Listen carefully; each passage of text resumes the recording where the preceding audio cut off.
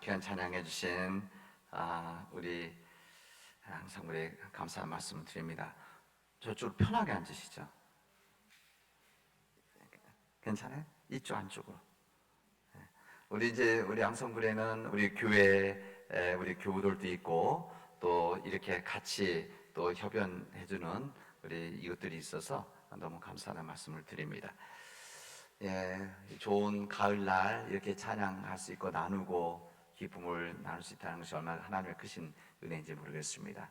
다시 한번 우리 옆에 계신 이 좋은 날 우리 옆에 계신 분들과 함께 인사 다시 한번 평화 인사 나누고 참 잘 오셨습니다.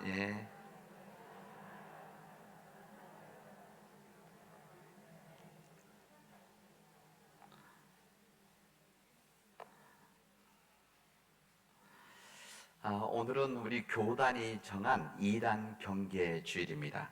2단은 우리 신앙 세계에서 독보석과 같은 파괴 세력들입니다. 이 파괴 세력과 같은 독보석과 같은 2단이 우리 지역뿐만이 아니라 우리 곳곳에서 많은 영향을 주고 있다는 사실이 우리에게는 다시 경각심을 가져야 될 일이기 때문에 우리 교단 안에서 2단 경계주의를 만들었습니다. 2단 경계주의는 오래전에는 없었는데 이 2단에 대한 문제가 사회적인 문제와 우리 교회의 문제들이 되고 있기 때문에 1년에 한 번은 2단에 대한 이야기도 하고 또 경각심을 일으켜주는 그런 주일로 지키자. 그래서 오늘이 2단 경계주일입니다.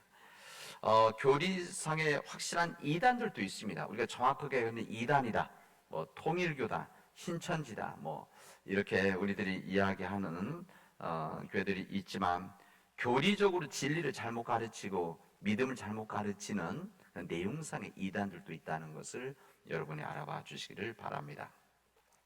보고서를 보니까 우리나라의 통일교, 신천지, 하나님의 교회, 서남대 가다 왼쪽에 큰 건물 이렇게 거의 완공되던데 이게 이제 하나님의 교회, 안상홍, 그래서 하나님 어머니 이렇게 이야기하는 이런 이단들을 포함을 해서 그다음에 JMS라고 말했던 정명석 이런 여러 이단들이 우리 주위에는 참으로 많이 있습니다. 이들 중에는 형사처벌돼서 부도덕한 일로 처벌받은 사람들도 있는데 그럼에도 불구하고 사람들은 이것을 안 받아들이죠. 교주들이 한 일들에 대해서는. 그럼에도 불구하고 이것은 우리 남원에서 여러 이단들이 있다, 이단 교회, 이단이 있다는 것을 여러분들이 알 수 있기를 바랍니다. 요즘은 교회의 이단 이렇게 이야기하지만 요즘은 여러분 알다시피 정치계를 얻고 택기부대를 이끌고 정치전 활동을 한 정광훈, 이 교회도 이것은 정치적인 사이버 이단이라고 할 수가 있습니다. 뿐만 아니라 대통령 부부를 애워싼 무당들, 또 잡신들, 법사, 이런 사람들, 이 모든 사람들이 이 시대 정신을 역행하고 이 나라를 거들나게 만들 수 있는 우리 사회적인 이단들이다, 이렇게 말을 할 수가 있습니다. 당장 결과적으로 우리 청와대에서 대통령실을 이제 용산으로 옮기는 과정에서 이런 이상한 종교 쪽의 영향 속에서 옮기는 바람에 거의 1조 원에 가까운 돈들이 지금 쓰여지고 있는 거 아니겠습니까? 이렇게 무서운 일들입니다. 이단은 종교 영역에만 있는 것이 아니라 정치와 경제, 인간사의 전 영역에 펼쳐져 있습니다. 때로는 이것을 우리가 모르고 지날 때도 또 많이 있습니다. 이단의 두드러진 특징이라고 하는 것은 좋은 것을 망치게 하고 공적인 것을 사익으로 바꾸는, 개인의 이익, 사익으로 바꾸는 그런 작업들을 많이 하고 있고, 이 공동체의 대혼란과 갈등을 유발하는, 그래서 결국은 다 망하게 만든, 병들게 만드는 이런 공동체가 이단들이라고 할 수가 있습니다. 여러분, 우리는 사실로 우리 인간이 공고한 사람들이죠. 우리 항상 연약함이 있고 또 항상 부족함이 있는 것을 느끼는 인간 존재, 때로는 외로움 속에 있기도 하고 또 내가 가지고 있는 개인적인 문제들로 인해서 어찌할 바를 모르고 있는 그런 상황들이 우리에게 주어져 있습니다. 우리 앞에 생명과 복이 있고 저주와 또한 화가 있는데 항상 우리는 그 사이에서 갈등하고 무엇을 선택해야 될 것인가 망설이게 되어집니다. 우리 인간들이 강한 존재다, 그럼 괜찮은데 우리 인간 존재 강하지 않습니다. 약한 존재이기 때문에 항상 이런 이단의 유혹 앞에 노출되어져 있다는 것을 우리 항상 마음속에 경각심을 가지고 있어야만 근신하고 흔들리지 않는다 말씀드립니다. 우리 안에는 우리 본성 자체가 죄를 쫓아가려고 하는 이 다른 길, 이 다른 길을 걸어가려는 경향도 있고 우리 선한 길을 택하려고 하는 그런 경향이 우리 모두에게는 다 같이 양면성으로 있습니다. 그래서 우리는 그 갈림과 경계의 선상에서 어떤 선택을 해야 될 것인지를 끊임없이 우리는 도전받고 있습니다. 이런 상황 속에서 우리들이 이 세상의 영향을 받으면, 예를 들면 이 이단의 영향을 받게 되지만 때로는 지금은 괜찮은데 미래 문제 생기는 일들, 때로는 지금은 괜찮은 미래 병들 일들, 이런 일들이 많이 영향을 주고 있다는 것. 그래서 그런 선택에 따라서 어떤 선택에 따라서 우리 인생이 좌우되어진다는 것을 여러분들이 항상 알고 이단에 대해서 여러분 경계를 하고 스스로 우리 자신들이 믿음을 지켜 나갈 수 있기를 바랍니다. 저 개인적으로는 교회들 가면 이단 출입금지 이렇게 써놓지 않습니까?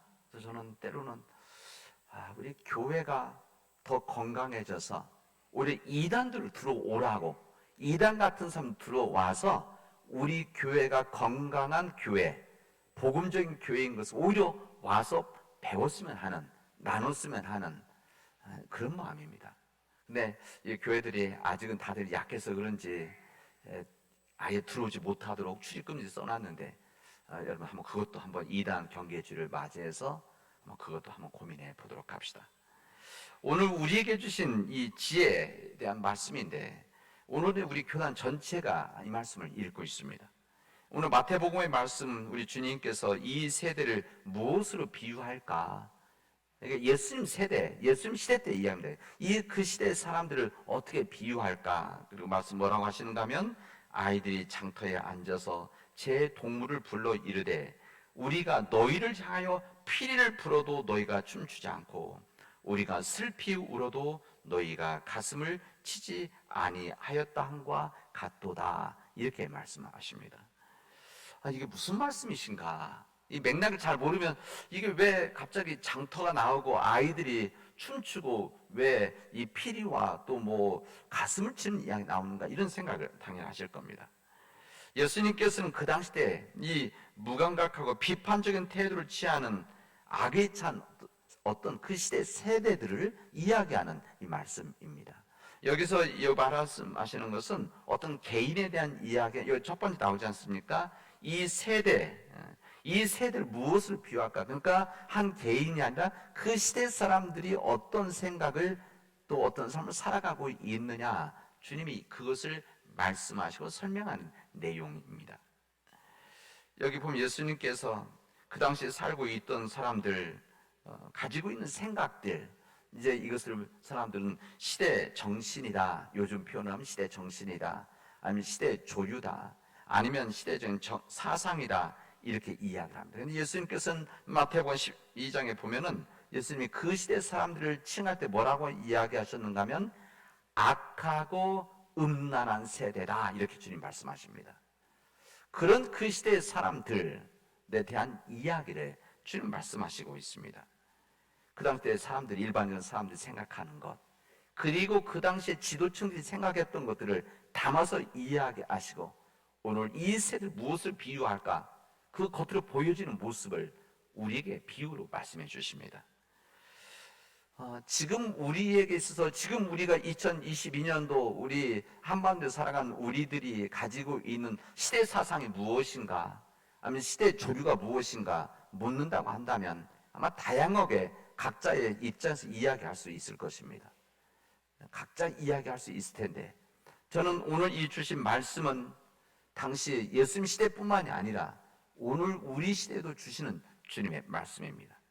우리 예수님께서는 우리가 너희를 위하여 피를 불어도 너희를 춤추지 않고, 피를 불어도 춤추지 않고, 곡을 하여도 우리가 슬피 울어도 너희가 가슴을 치지 않는 그런 세대다 말씀하십니다.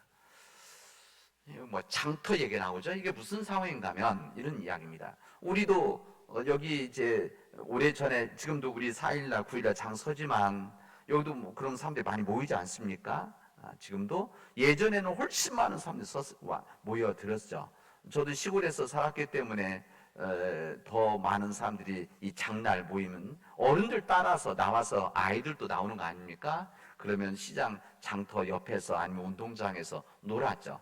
여러 가지 놀았는데 우리는 뭐 공 갖고 놀기도 하고 자치기도 하고 뭐 땅 따먹기도 하고 그랬는데, 아마 이 유대 문화 속에서는 아이들이 그 당시 때입니다. 그 당시 때 아마 아이들이 아마 결혼식 놀이하고 뭐 장례식 흉내낸 놀이를 했던 것 같습니다. 뭐 결혼식 놀이는 애들이 유치원 아이들 정도면은, 어린이집 다니는 아이들 정도면 막 이렇게 하지 않습니까? 너는 저기 아빠하고 엄마하고 난 딸 할 거야 뭐 이러면서 역할도 주고 노는데, 아마 거기서도 그랬던 것 같습니다. 그래서 서로 역할을 주는 거죠. 그래서 신랑 뭐 부인 뭐 이런 식으로 아마 그래서 했을 겁니다. 그래서 결혼식 한다고 하면 뭐 피리를 불든지 피리 부는 척하면 춤을 추고, 또 장례식, 또 아이들이 좀 조숙해서 그런데 어쨌든 장례식 놀이를 하면은 뭐 어른들이 하는 것을 본 거죠. 항상 아이들은 본 것을 하는 거 아니겠습니까? 그래서 아이들이 아이고 곡을 하면은 이게 가슴을 치는 이런 아이들이 놀이를 아마 했던 것 같습니다. 그런데 이 놀이를 하다가 자기 배역이 맞지 않으면, 자기가 주어진 역할이 기분 나쁘고 좋아하지 않으면 안 하는 거죠. 그래서 피리를 불어도 춤 안 추고 그냥 가만히 입 나와서 그냥 있는 거죠. 잘 아니까 그럼 아이고 곡을 해도 이 가슴을 치며 슬퍼해야 되는데, 슬픈 척을 해야 되는데 그게 안 하는, 놀이지만 그러지 않는다는 겁니다. 예수님은 오늘 그 모습을 우리에게 그 당시 사람들이 설명해 주시는 겁니다. 그리고 왜 이 아이들이 피리를 불어도 춤추지 않고 왜 가슴을 이 곡을 하더라도 가슴을 치면서 그런 하지 않았을까? 이것은 여기에 담겨져 있는 몇 가지 의미가 있습니다. 왜 그런가 하면 이 역할을 맡았던 아이들이 기분이 나쁘면, 화가 나 있으면, 자기 역할이 싫으면 안 하는 겁니다. 그런 거죠. 그래서 예수님이 이런 어린아이 놀이를 예를 들고 나서 그 다음에 이야기하죠. 이게 예수님 이해를 하시기 위함이죠. 세례 요한과 예수님에 대한 이야기합니다. 그 당시 때 종교 지도자들과 그 당시 때 이 유대인들 지도자들은 제사장, 서기관, 뭐 바리새파서 이 사람들이죠. 이 사람들이 뭐라고 했는가 하면, 세례 요한이 왔을 때 이 세례 요한 와서 먹지도 않고 마시지도 아니하며 그들이 일하기를 귀신 들렸다고 한다, 이렇게 이야기를 했다는 겁니다. 근데 예수님은 뭐라고 하시면, 이제는 와서 먹고 마심에 말하기를, 보라 먹기를 탐하고 포도주를 즐기는 사람이요 거기다가 세리와 죄인들의 친구라 한다, 그렇게 말씀을 하십니다. 그리고 마지막에는 지혜는 그 행한 일로 인하여 옳다함을 얻느니라 말씀하십니다. 사람들은 이 세례 요한을 싫어했습니다. 그래서 세례 요한이 화가 난 거죠. 싫어했습니다. 그래서 세례 요한 비판합니다. 세례 요한은 와서 먹지도 않고 마시지도 않는다. 그래서 이것은 마치 귀신 들린 사람 아니냐, 이렇게 사람들이 뒤에서 욕을 하고 비판을 했었습니다. 요한은 하나님의 사람이 아니라 귀신 들린 사람이다. 근데 사실 이 세례 요한은 광야에서 금욕 생활을 했던 사람입니다. 이 금욕 생활을 하면서 사람들에게 회개의 이 말씀을 전했던 주의 종이죠. 그는 이곳에서 금욕 생활을 하면서 기름진 음식을 먹었던 것이 아니라 이 들판에서 석청, 메뚜기 이런 거 먹고 거기서 지냈다는 것입니다. 근데 사람들은 이 부분을 이렇게 이야기하는 거죠. 먹지도 않고 마시지도 않는 그런 혹시 귀신 아니야? 이런 걸로 사람들 소문도 내고 이야기를 했던 것입니다. 그러나 세례 요한은 금욕적인 생활 가운데서 그런 삶을 살지 않았던 겁니다.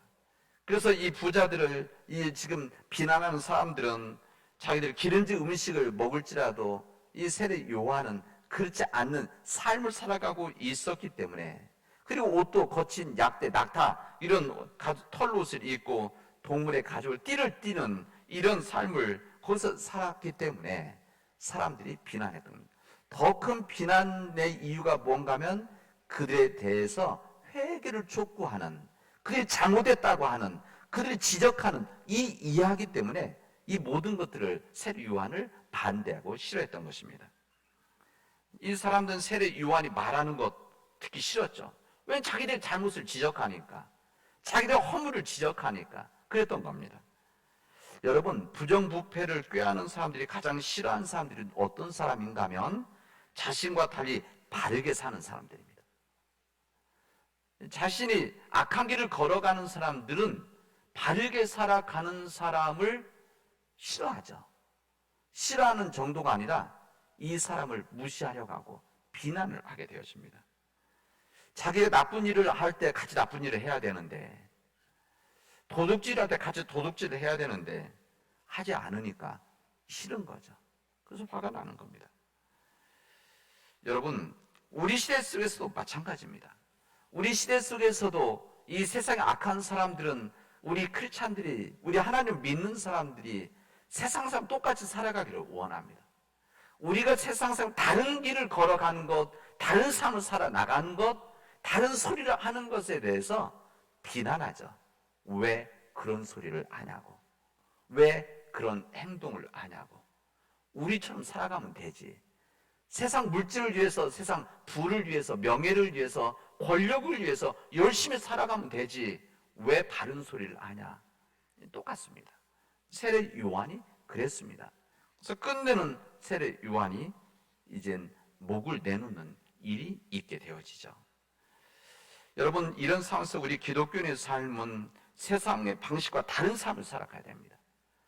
다른 방식의 삶을 살아가기 때문에 때로는 욕도 먹고 또 그 다른 삶 때문에 다른 사람 비난할지라도 오히려 세상과 다른 길을 걸어가기 때문에 이것을 비난받고 때로는 모욕을 당하고 때로는 사람들로부터 싫은 소리를 들었더라도 그때 기쁨으로 여기고 살아가는 겁니다.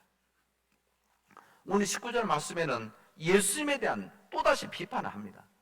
이 세례는 먹지 않는다고 비판을 하는데 이제 예수님한테 먹는 것 때문에 비판을 합니다. 세례 요한은 금욕적인 생활을 했지만 우리 예수님께서는 예수님의 삶의 방식이 있고 복음의 정신이 있으시기 때문에 우리 예수는 보통 사람처럼 사셨습니다. 사람들과 함께 먹고 사람들과 함께 자고 사람들과 함께 마시고 그들과 삶을 나누고 그들의 아픈 이야기도 들어주고 그들의 이 힘든 이 몸의 육신적인 질병이 있어요. 그것도 치료해주고 이런 삶을 예수님이 사셨습니다. 근데 이것을 보았던 사람들이 싫은 거죠. 예수님께서 하시는 말씀 싫었습니다. 그래서 예수님이 하신 모든 것들을 다 부정적으로 생각하고 부정적으로 이야기를 하는 것입니다.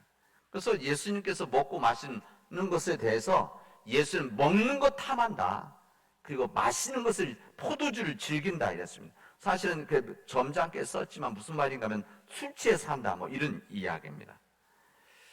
세례 요한 먹지 않으니까 귀신 들렸다고 하고 예수님 잡수시니까 먹기를 탐하고 포도주를 좋아한다 이렇게 사람들에게 이야기하고 소문을 내는 것이죠. 사람이 미우면 잘해도 미워 보입니다. 그런 거 아닙니까?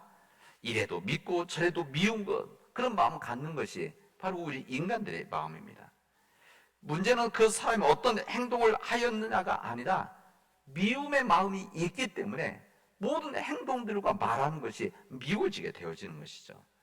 이것을 우리는 뭐라고 하는가 하면 편견이다 이렇게 이야기합니다.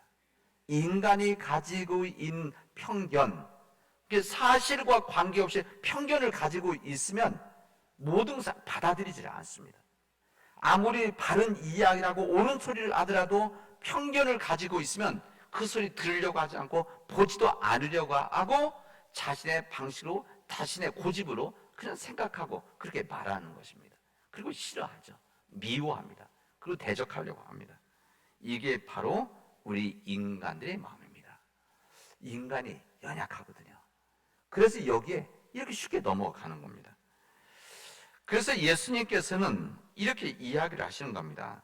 그 시대 사람들을 이야기를 할 때 피리를 불어도 춤출 줄 모르고, 아이고 고글해도 슬퍼할 줄 모르는 그런 사람들, 그런 세대들이다 말씀하시는 겁니다. 주님께서 그들에서 기쁜 이 일이 있을 때, 피를 부을 때 춤추는 것을 거부하고, 또 정말 슬피 울어서 슬픔이 있는 이런 상황이 되어지도 울지 않는, 울지 못하는 메마른 마음, 바로 이 사람들이라는 것을 주님 지적해 주십니다. 이것을 우리는 우리 시대에서 이것을 뭐라고 말하는, 공감력이다 이렇게 말합니다. 다른 사람들이 기뻐하는 것을 내 일처럼 기뻐하고, 다른 사람들이 힘들고 아픈 것을 내가 내 스스로 아픔을 느끼고 이것을 고통으로 여길 줄 아는, 이게 바로 공감력입니다. 우리 시대에서 좋은 지도자가 어떤 사람들이냐? 좋은 지도자는 공감적인 능력을 가지고 있는 사람입니다. 이 공감적인 능력이 있는 사람들일 때 사람들과 함께하게 되어지고, 그 사람들이 무슨 문제가 있는지를 알려고 하고 그들과 함께 있어주고, 또 그 문제를 해결해 나가기 위해서 몸부림치는 그런 사람들이 바로 공감력을 가지고 있는 사람들입니다. 그런데 그렇지 못한 시대다 이런 이야기입니다. 이게 왜 그런가? 근본적인 뿌리는 이기주의입니다. 우리 인간이 가지고 있는 이 본성과 재성과 같이 가지고 있는 이기주의죠. 이기주의라고 해서는 내 삶의 중심이 나라는 거 아닙니까? 내 삶의 중심이 나고 이 내 중심의 이 세계관을 가지고 있게 되어지면 사실은 다른 사람, 다른 일 공감을 하지 않습니다. 나의 이익과 편함에 관계없으면 모른 체 하고 외면해 버립니다. 내 일이 아니라고, 그래서 내 일이 아니기 때문에 고민도 하지 않습니다. 그리고 미래 문제일 때 더욱더 생각 안 하죠. 미래 문제, 지금의 문제가 없으면 외면해 버립니다. 오히려 그런 관심을 갖는 사람들에 대해서 예수님 당시 사람들처럼 싫어하고 또 그들을 비난하고 미워하게 되어지는 것이죠. 여러분, 나 중심의 삶을 우리 신앙에서 뭐라고 하는 건가 하면, 우리 신앙에서는 하나님의 뜻에 어긋나는 삶이다. 하나님 중심의 삶에서 인간 중심, 나 중심으로 바뀐 삶이다. 이것을 죄다 이렇게 말하는 겁니다. 오늘 주님은 말씀하십니다. 지혜라는 것이 무엇이냐? 이 지혜라고 하는 것은 그 행한 일로 인해서 옳다함을 얻느니라. 오늘 본문의 마지막 말씀입니다. 그렇게 됐죠. 지혜는 그 행한 일로 인해서 옳다함을 얻는다. 우리가 가지고 있는 새로운 번역, 새 번역에는 지혜는 그 한 일로 옳다는 것이 입증되었다. 이렇게 번역되어져 있습니다. 그러니까 지혜라는 것이 뭐냐? 지혜라는 것은 그냥 지혜 자체가 있는 것이 아니라 그 지혜가 결과로 드러낸 그 지혜는 행한 일로, 삶으로 드러나는 것이다. 주님이 말씀하셨습니다.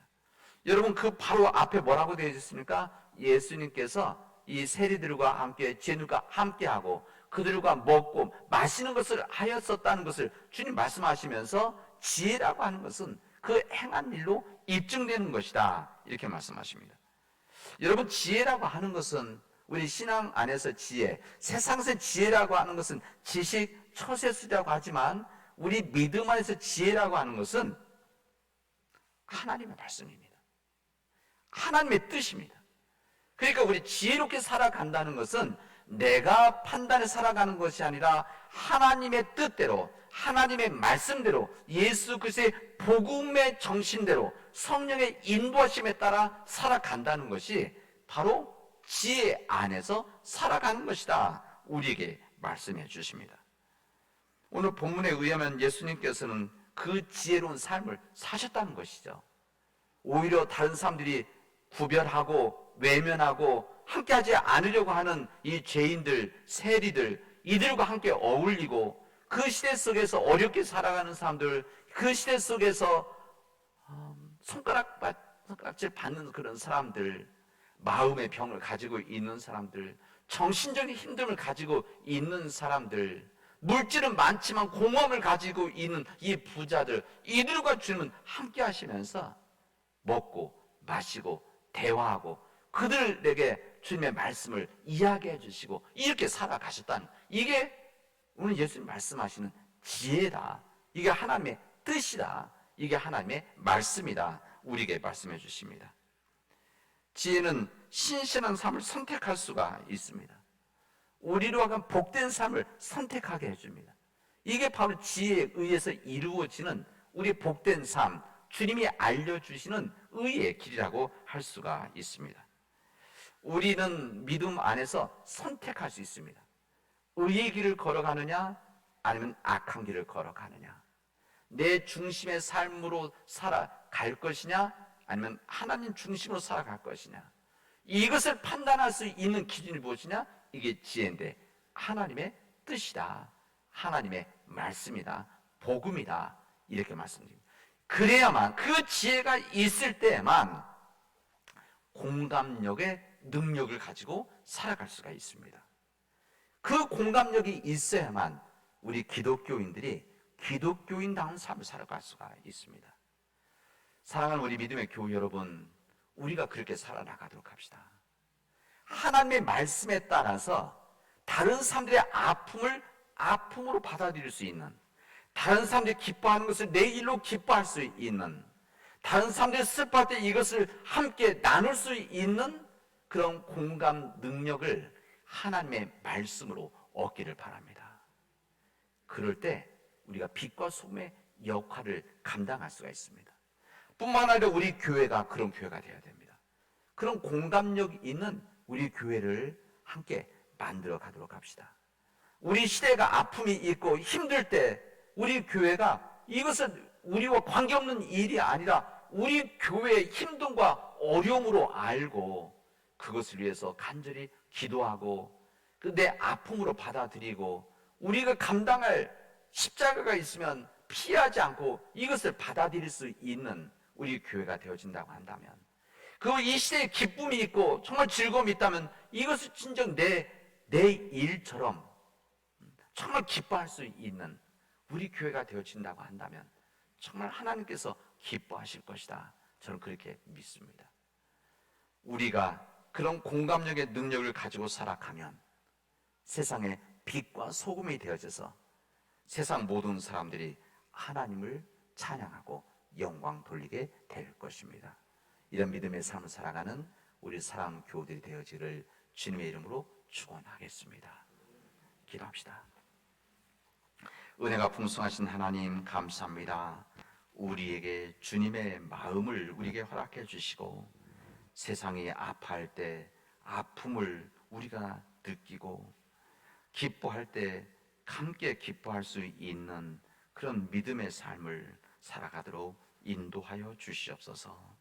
하나님, 우리 교회가 그 세상을 불쌍히 여기고 세상의 즐거움을 함께 나눌 수 있는 공감적인 능력을 가지고 있는 우리 교회가 되어져서 우리 지역의 가정을 섬기고 우리 남원을 섬길 수 있는 우리 교회가 되어지도록 하나님 인도하여 주시옵소서. 이 모든 말씀을 예수님의 이름으로 기도합니다. 아멘.